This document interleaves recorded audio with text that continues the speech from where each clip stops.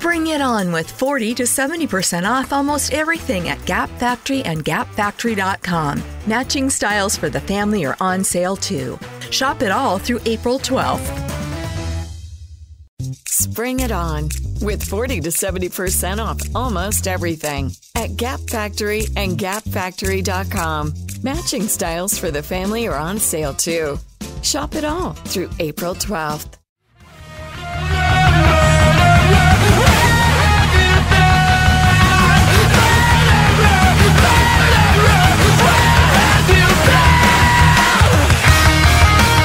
Welcome to another episode of Chargers Unleashed. Jake Hefner and Dan Wolkenstein here with you from the LAFB Network.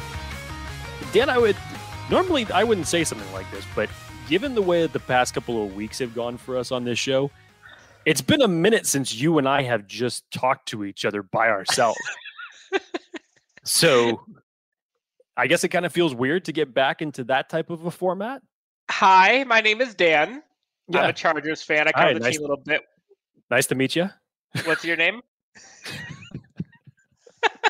Yeah. No, it has been a while. And honestly, it's like I was gone for a few days on vacation. And like, I feel like it's been 10 years since we talked last. But like, you're right. It's been a wild last couple of weeks with the people that we had on. I mean, we had multiple players, Chris Rumpf. We had Asante Samuel Jr., Trey McKitty. Chris Harris. Don't think we're stopping now. You know we got guys up our sleeve. So stay tuned for all of you listeners. But this is Chargers Unleashed. Myself, Dan Wolkenstein, alongside co-host Jake Hefner. You can find us on Twitter at LAC_Unleashed. My good friend Jake Hefner, you can find at Jake T. Hefner. Myself at Chargers Homer. Take 2 minutes, subscribe, leave us a review if you feel we deserve it.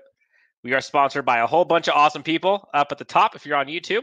Charger Bolt Family, Brewery X, Manscaped, and Garrison Brothers.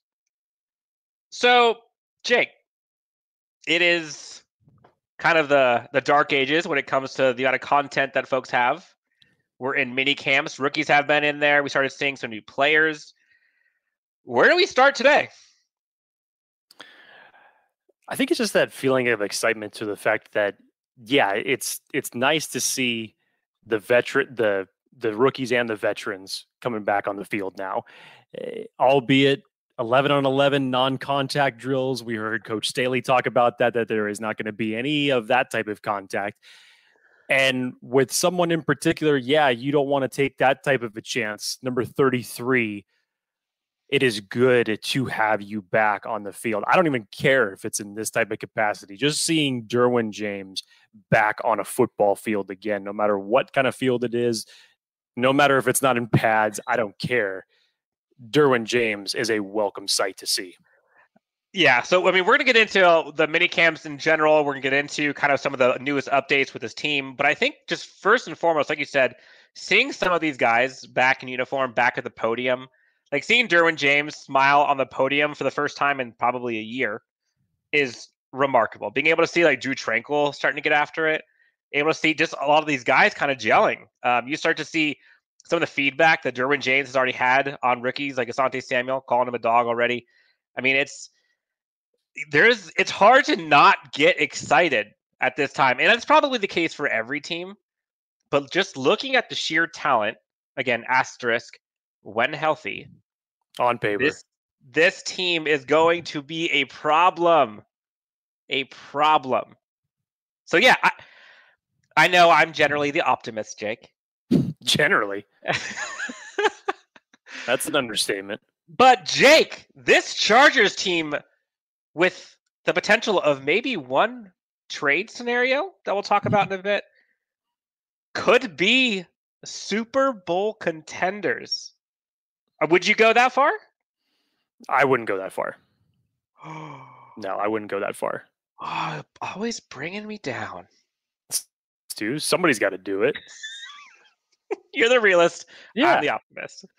All right, so Jake, we are going to go into that mini camp scenarios and all the things that have gone right so far and all of the feedback we've gotten from beat writers, from players, from teammates, from coaches. But all of Bolt fam has been in quite the frenzy these past few days because of a one mediocre, injury-prone wide receiver by the name of Julio Jones. And that is a side dig.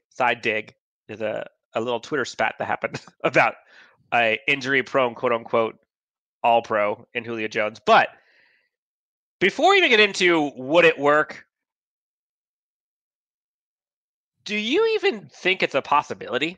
Like, could Telesco pull the trigger? Could he make this happen? Likelihood, percentage chances. Okay, let's see. The conventional wisdom that every Chargers fan right now is, of course, saying pull the trigger, do it. It all depends on what type of value you're planning and ending wanting to give up. I couldn't even get that sentence out. The Falcons, here, you and I had this discussion before the show today. And I said to you then that there was a 25% chance that the Chargers could get Julio Jones. And after stewing on it for a couple hours, I have now changed my thought process, and it's now being knocked down to a 15%. And I'll tell you why. One, because I'm a realist, and I normally don't like getting my hopes up about certain things. But 2 and 3 are more important. Number 2. With Atlanta coming out earlier this afternoon and saying that they want a first-round pick for Julio Jones and they're staying steadfast on that, do I believe that they're going to get a first-round pick for Julio Jones? Absolutely not. That should not be in any of the cards for any team that ends up acquiring his services. I believe the more likely scenario is you think about a second-round pick and along with a mid-round pick or possibly even a 2023 draft pick if you want to get a little creative. And you and I actually have some scenarios that we've come up with on this based on what the Chargers possibly could give up.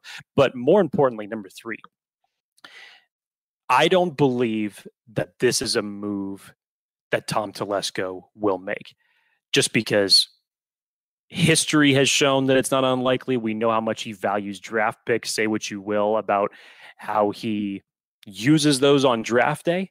But outside of the draft, he hasn't made a trade like this. As a matter of fact, the last wide receiver that the Chargers did trade for that actually did end up costing them a second-round pick was Chris Chambers. Now, in no realm of this universe is Chris Chambers on the same level as Julio Jones. But I'm just taking what I know from Tom Telesco. Historically, he hasn't done a move like this. Historically, he hasn't been that aggressive. This would be an extremely aggressive win now type of move if he somehow pulled this off. And I just particularly don't see him doing it. So when we're looking at these type of scenarios, as I go back to my second reason and saying, okay, well, what could it possibly be that the Chargers would have to give up? I'd say a second, maybe a fourth. Maybe you throw a player in there. You can get Tom Telesco is creative on how he can work the salary cap, and the Chargers do happen to have a little bit of room left. The date you want to key in on is June 1st. Now, a lot of people are saying that we shouldn't expect anything before June 1st. I'm sure the talks are going to heat up. You've already heard the rumors flying around that Julio has his preferences of who he'd want to play for, whether it's the Titans or the Patriots. And, it could all just be agent talk by this whole standards, trying to bump the trade market out. Who knows? But June 1st is the date that you really want to look for because Atlanta can save actually $15 million against their cap space if they end up trading him after that. Remember, he's on still a 3-year, $38 million contract, I think is what he still has remaining. I think it's $15.3 million guaranteed that's still left on that. And I believe that's front loaded too. The back 2 years of that's actually nice for whoever acquires him. If they do. Right. And you're talking about a team in Atlanta that currently, as we stand on this day, is in salary cap hell. I mean, literally, they have some of the least amount of open salary cap space on their roster right now. So they literally can't even afford their draft picks at this point. Right. So literally, they need every penny, every dollar that they can get right now. So June 1st makes the most sense as far as when the Falcons would then start getting serious about. So even after June 1st, you're still putting it 15%, largely because of Tom Telesco's history. Tom Telesco's history, and I'll couple it with actually reason number 4. you're not the only one that's going to be vying for Julio Jones's bidding services. 31 teams should be on the phone with the Atlanta Falcons right now, and that includes the Chargers. But you got other teams, like has been rumored, the Patriots, that have not been shy to historically trade away a second-round pick for another Atlanta receiver in the past, in Mohamed Sanu. So there's some history there. The Titans, I could definitely see Mike Vrabel being that aggressive guy. And because of where they're at with their team right now, that would be a move that would make sense. But again, you go to the Ravens, for crying out loud. I mean, they could do a trade like that. There's plenty of other teams that the Chargers are going to get in bidding wars with. And when I start thinking about the quote unquote aggressive GMs out there, there's probably about 15 that I would say right off the top of my head that would be more aggressive than Tom Telesco, even if it is for a player the caliber of Julio Jones. So, lots to unpack there. Number one, in terms of bidding war, I think the Chargers are somewhere in the range of top 5 in cap space left right now. Cap space, they're good. Cap space, they're in good shape. So that part makes sense. In terms of the bidding war, I don't necessarily think that teams are going to outbid us, nor are they going to be able to afford to take on that salary cap. Now, in terms of Tom Telesco's history, I've heard a few people mention this, and I just have to remind folks, yourself included, Jake, of what Tom Telesco has done these past, let's call it year and a half, that is not like the old Tom Telesco. We've got highest paid players in Keenan Allen and Joey Bosa. Corey Linsley is now the top, or was the top center for 3 minutes before, I forget who it was that re-signed for hire. New stadium, brand new coaching regime. Lots has happened that is not the same old Tom Telesco. The same old Tom Telesco, Brandon Staley is not our head coach. I have a hard time believing that the old Tom Telesco is still here. And I do think that Tom Telesco and Brandon Staley are in win now mode. You hear a lot of people talk about rebuilding, retooling. This team, when healthy, on paper, with Brandon Staley, with this offensive line, is in win now mode. Give them Julio Jones on this offense. Lights out. What offense is going to be better than them other than, maybe the Chiefs, maybe the Packers, just because of Aaron Rodgers, if he stays? Yeah, there'd definitely be a short list of offenses that could possibly compare. No question. Let me read your statement a little bit, because you and I have had several conversations about this very fact of that whole notion of Tom Telesco no longer being, the stoic type, the sit back, the content Tom Telesco. And we've seen that over this year. And yes, you can start that off with free agency and how aggressive he was to go get Corey Linsley. You can go back 2 years ago when he, as you mentioned, signed 2 of his own, and Keenan Allen and Joey Bosa, and extending them to huge contracts. As it relates to draft capital, though, if you were to tell me that Tom Telesco was to make a move on this, I'd say, okay, number one, you'd probably get a little bit more positivity out of me on a weekly basis, because I would then see it now. I would have proof that this whole notion that you're making up of Tom Telesco, the old Tom Telesco being gone, is officially gone if he were to do something like this. It's just hard for me to believe. And I get it. Yeah, and I get it. And because from a win now perspective, when you have the luxury of having a quarterback on his rookie deal and you can make moves like this, it affords you that opportunity. So do I think that the Chargers are by any means in a rebuilding situation? No. I see this team definitely returning to the playoffs in 2021. But I'm just in that scenario where I need to see it to believe it for a move like this for Tom Telesco. For folks who are just listening to the podcast, again, you can find us on YouTube by subscribing. Did you just hear the optimist, Jake? 2021 playoffs are on the docket for these Los Angeles Chargers. Hey, man, I didn't say they were winning the AFC West. Hey, I'm taking Didn't that say as they're a going win. to an AFC championship. All right. Hey, playoffs, it's the start. That's Hey, the start. we get an extra week of football starting this year. Okay, things are going to get interesting. You still have to contend with the Chiefs, the Ravens, all the other up and coming teams from the AFC of this year. It's not going to be easy. We went through the schedule. The first 6 weeks for this team are brutal. If you can come out of that with a 3-3 record, that's really the toughest sled of your schedule. And it sucks that it just so happens to be all in the beginning, when we've all seen historically that this team is notorious for starting slow. But playoffs. I mean, hey, is it a little bit of a big statement for me to see with a first-time head coach and all these different changes? Yes. People want to say, oh, it's going to be difficult. I even saw Arians throwing just a little bit of comments saying like, hey, changing coordinators and changing coaches isn't always the best thing. This will be the 6th consecutive year get out of here with that Justin Herbert has had different coordinators or different coaches or whatever you want to call it. 6th consecutive year. He's doing okay. And he just came off of the most impressive rookie season for a quarterback in the history of the NFL.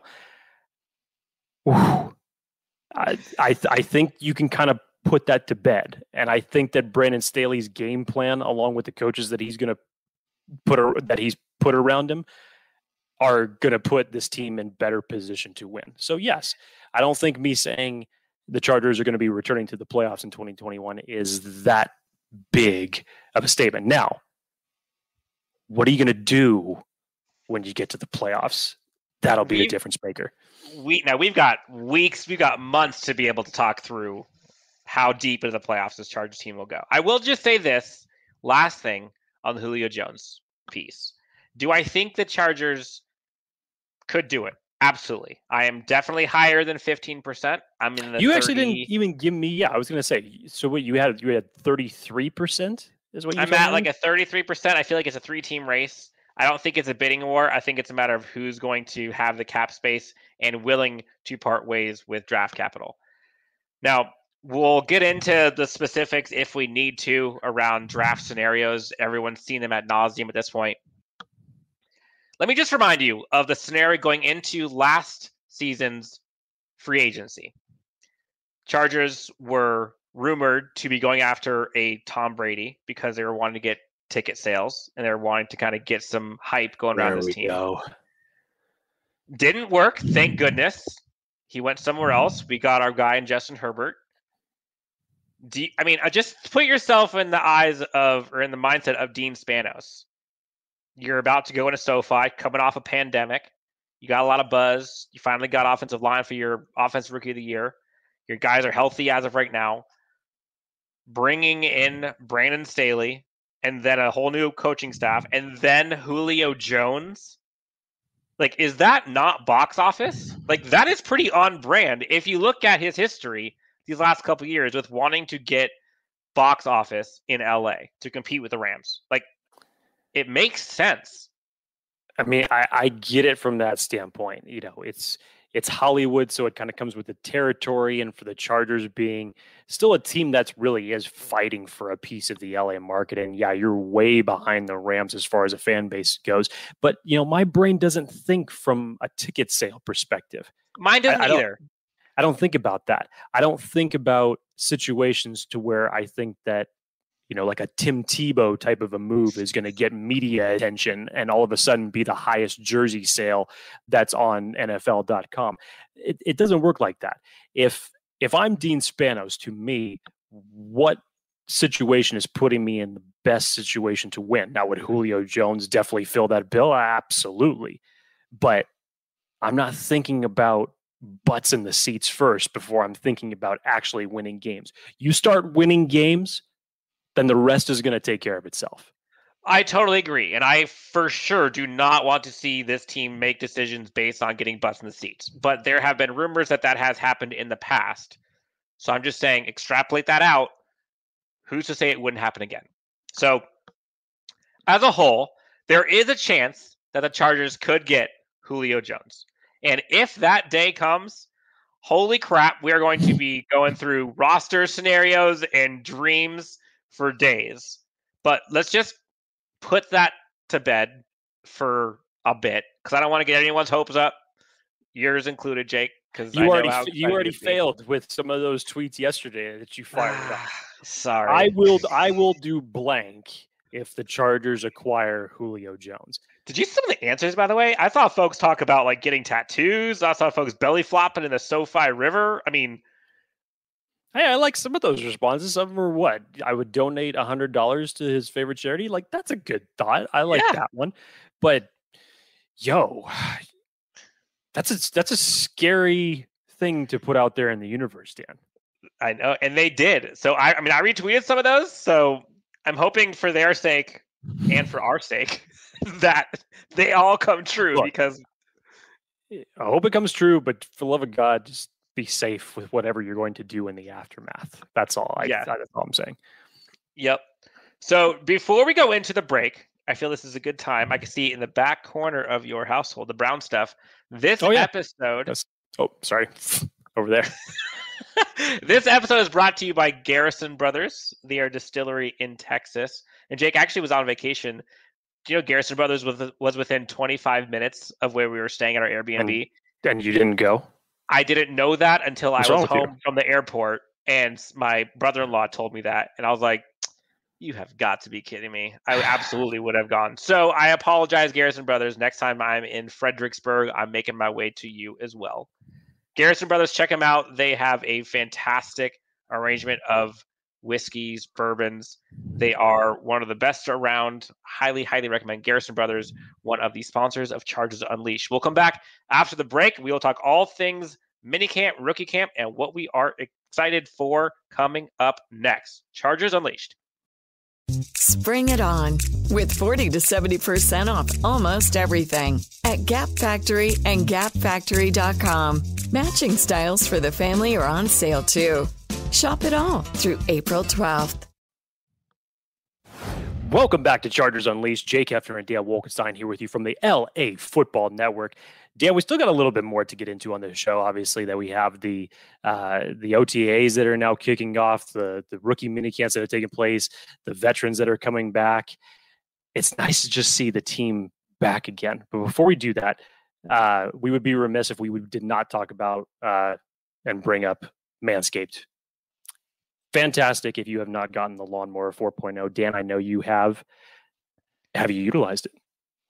I have not. And I'm looking at both of us on screen. I think both of us could use a little trim. Obviously, I haven't put mine to that good of use. Nope. Same. No.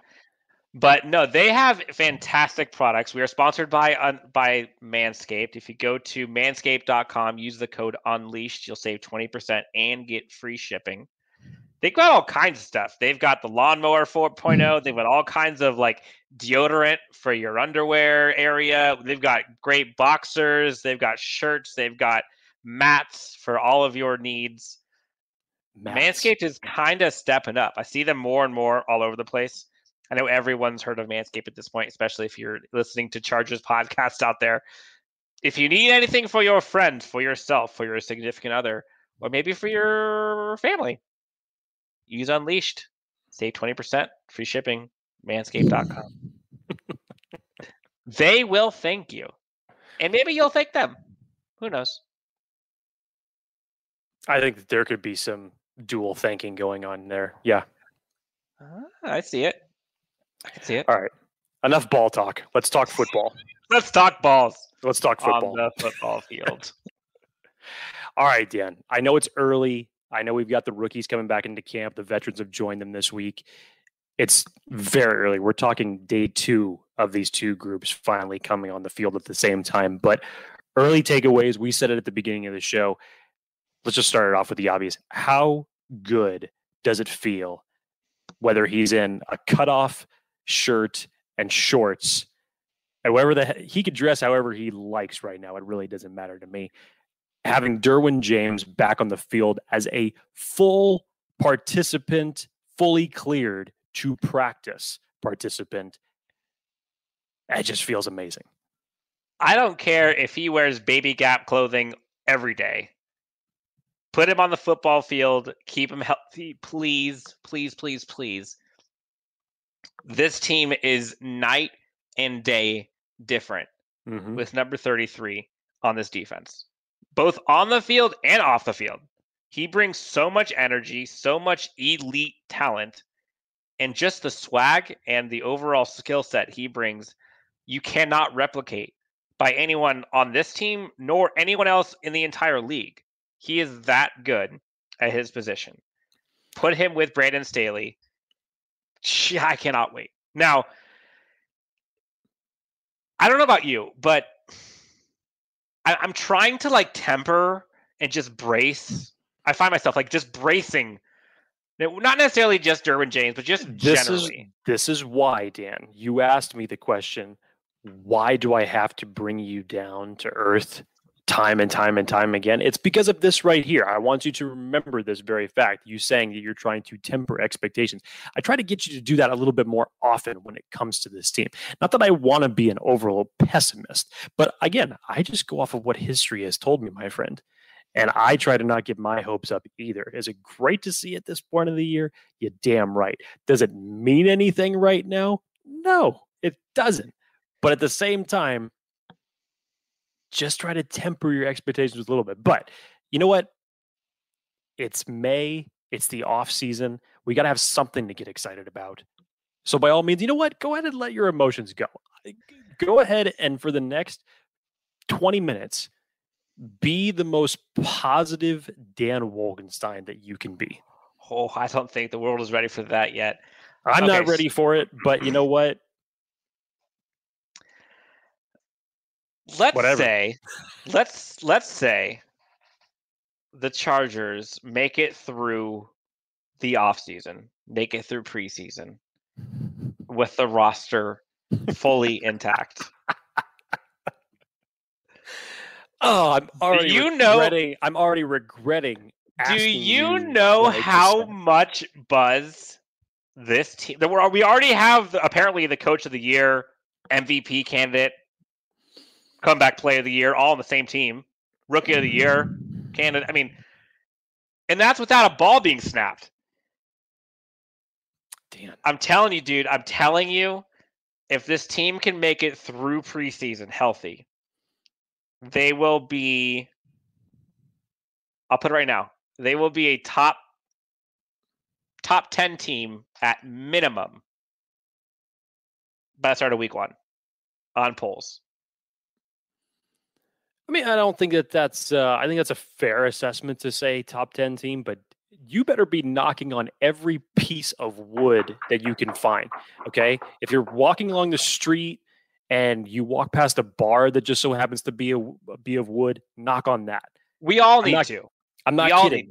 Knock on, oak trees, even if it's not really wood. I don't care. The statement that you just said, Dan, I just hope to God it's not a kiss of death. Okay. We already saw what happened last year, and we don't even need to talk about what happened to Derwin James in training camp, but to extrapolate that a little bit more, what happened on the second defensive series in the first game last year? You know what it is that happened. Yeah, that was ugly. We could barely even get time to breathe, and Drew Tranquil is out for the season in week 1. So I'm going to give you a pass because it's May. And yes, you can come up with all these beautiful situations about potential health. Hey, you asked me to go 20 minutes as the most optimistic Dan, and I go three minutes. I can barely handle 5 minutes of you doing it. But we're talking about health. Yes, to answer your question, to me, it would be amazing. It would be amazing. And yes, to your statement, as far as them being a top 10 team coming in week 1, I don't think that anybody would disagree with that. No, even with the schedule that they have for the first 6 weeks, a fully healthy Chargers roster with certain players back in this system that you didn't get a chance to have for a majority of last year, 100%. Let me ask you this. Off the cuff, we'll go rapid fire real quick. How confident are you, 1 to 10, in, we'll go quick categories. Offensive line, week 1. How confident are you in that group?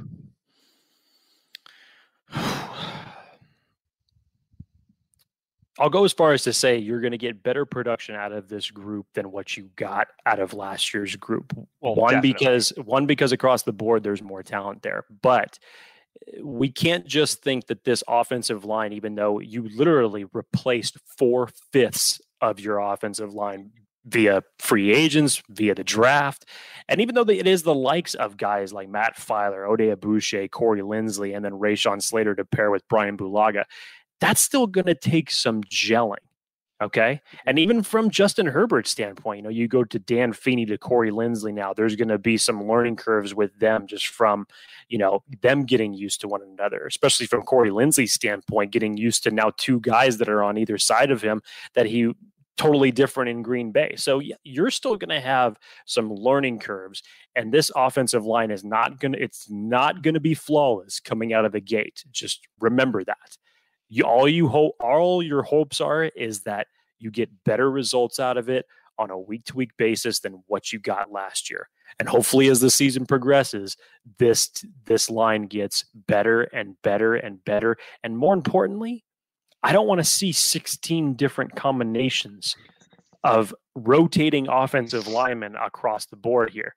You had that, it feels like for the last 2 or 3 years that it's been that same scenario. Oh yeah, the best 5 are going to play. Well, the best 5 that you usually expect to play aren't healthy enough to be out on the field. So you have this other 5 that are out there to play. It's not really the best that's going to play. Historically for the Chargers, it's been the 5 healthiest. The only 5 available. There. Yeah, the only 5 available is what you got.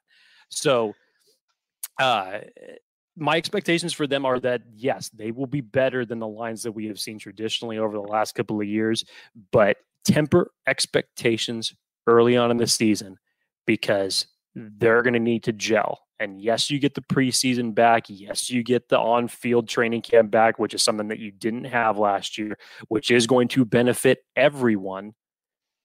But still, just temper it a bit, but know that you should get better results than what you got in 2020.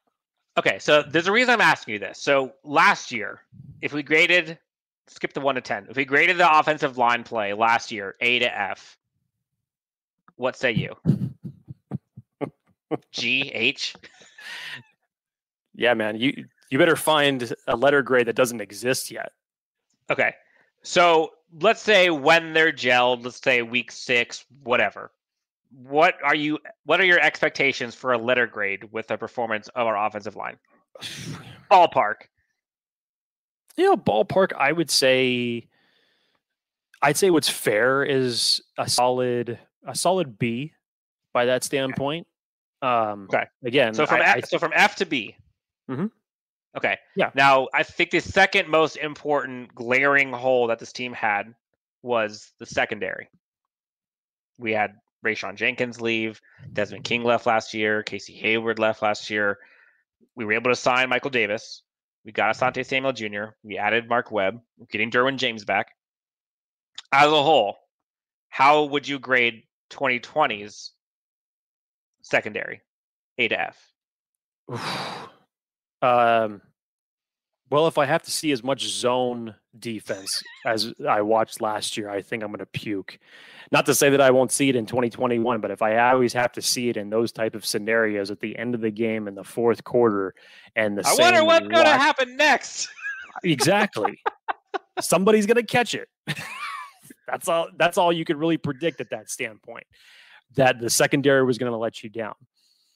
You're getting back an all-pro caliber player that you didn't have last year, and one that I will believe will be utilized the way that Gus Bradley utilized him when he was healthy during his rookie season. You saw how this secondary thrived with the leadership and playmaking ability that Derwin James had when he was back there. I'm really interested to see, finally, that we've been waiting for the past 2 years on.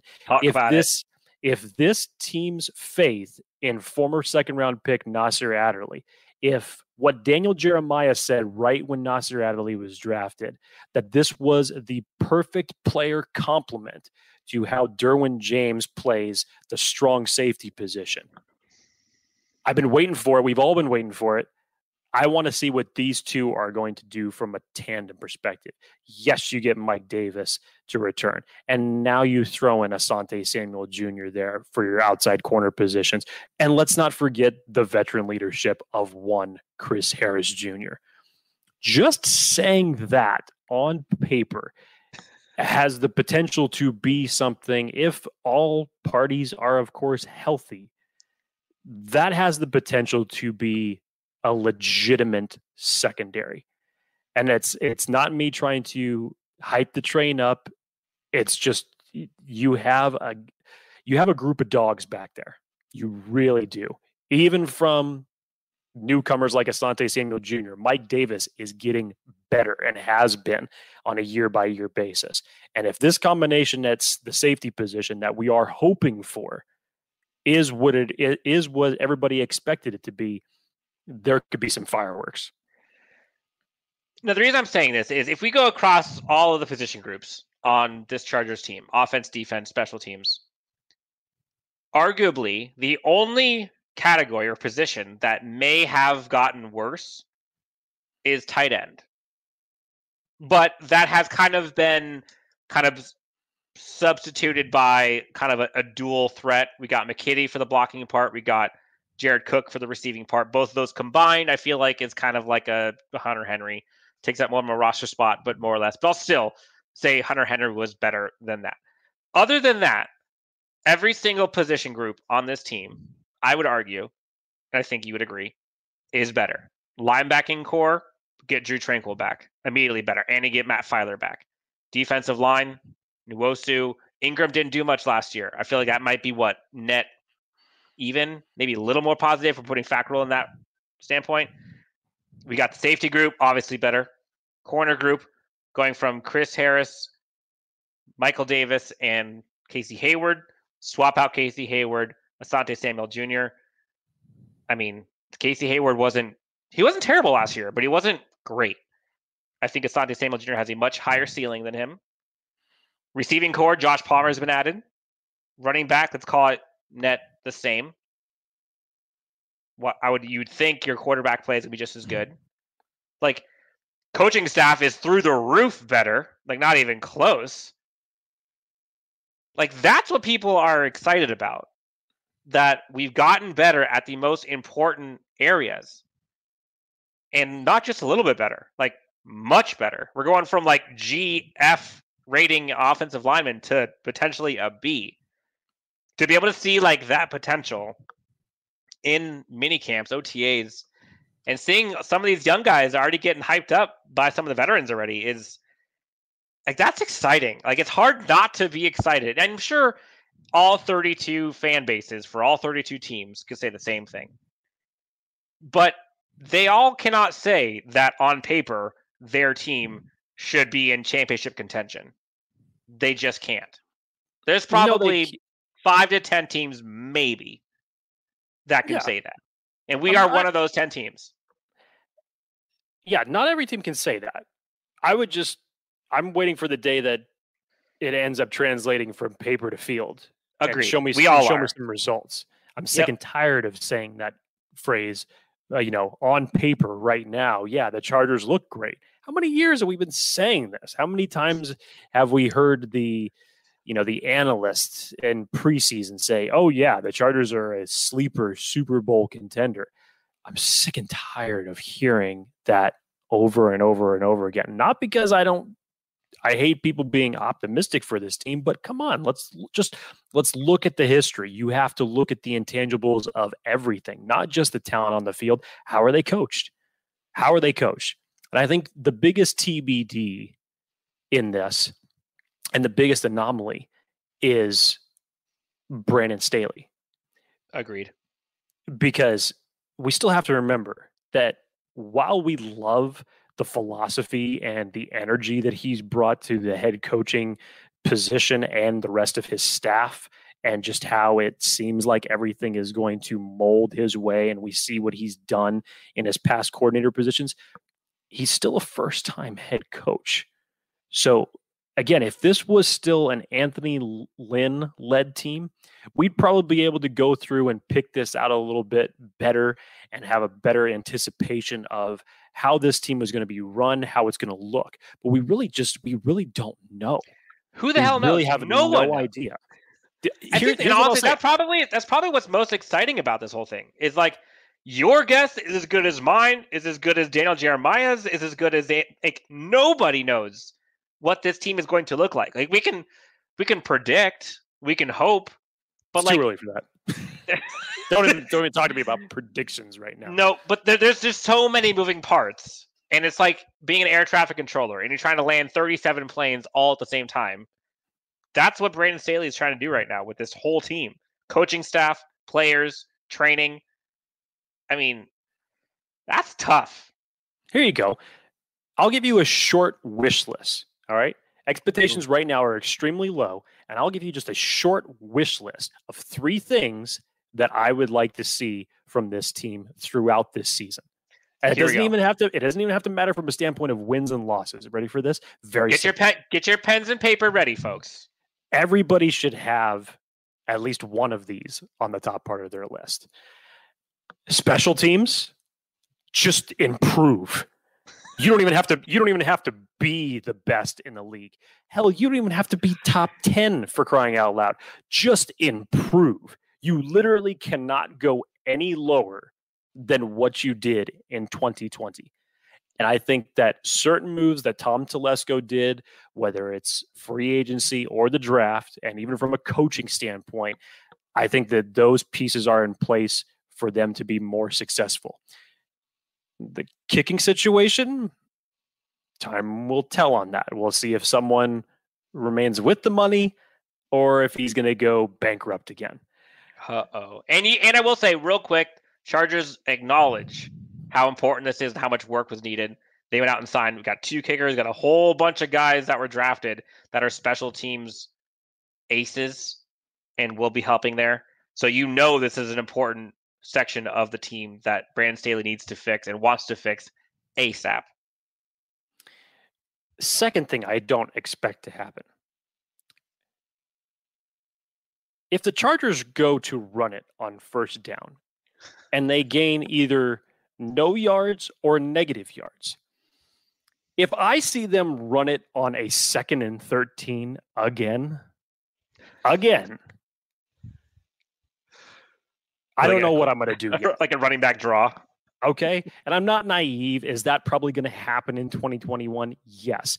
Just don't do it on a week in and week out basis, for crying out loud. My expectations of Brandon Staley, while they are still up in the air right now, I do expect him to be more creative than the former regime that was here.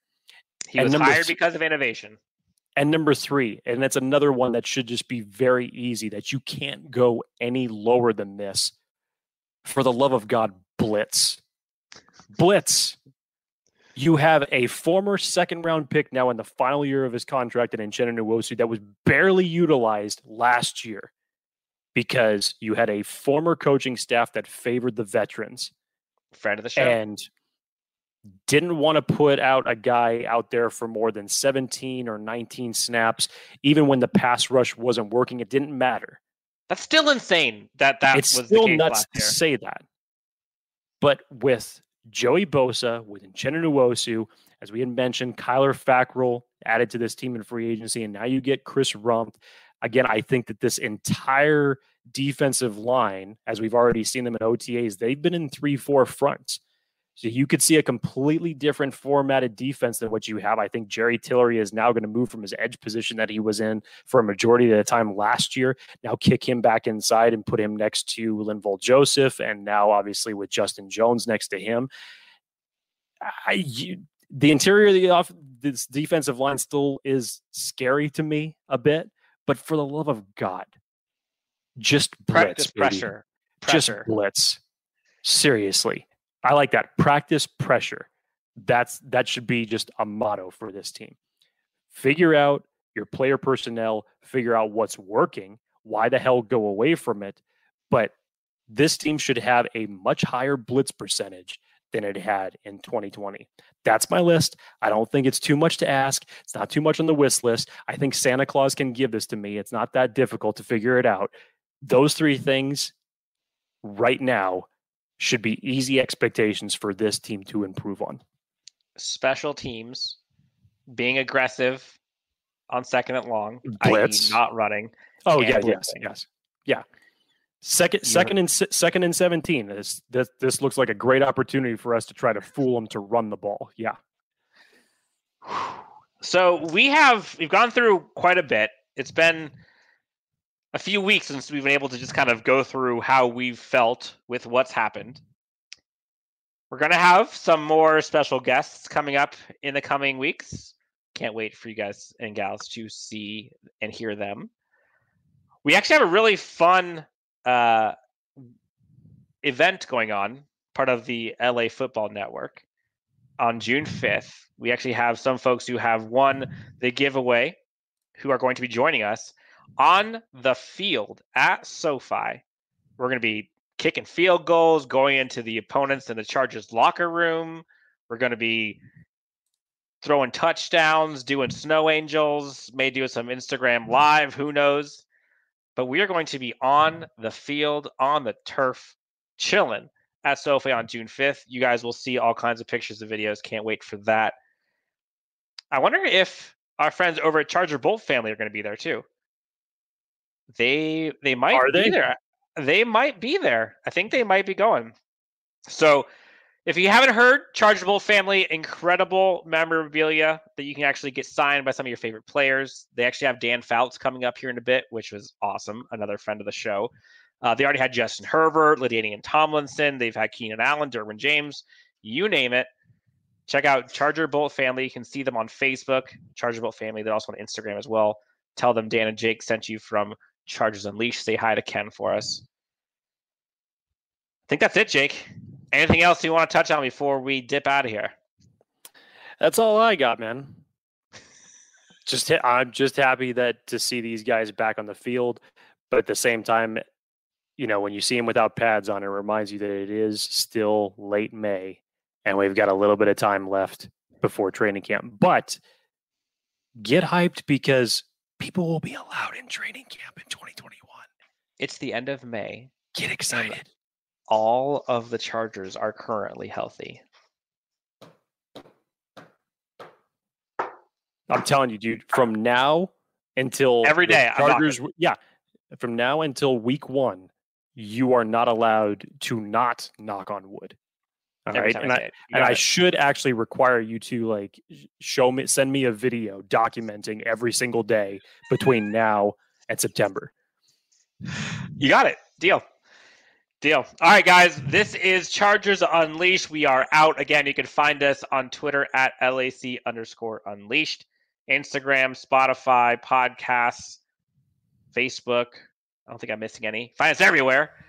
You can find Jake T. Hefner on Twitter for Jake, myself at Chargers Homer. Cannot wait to continue this ride with you guys. Chargers are looking good. Future is bright. And Brandon Staley and Busker, we trust. And we will talk to you next time on Chargers Unleashed.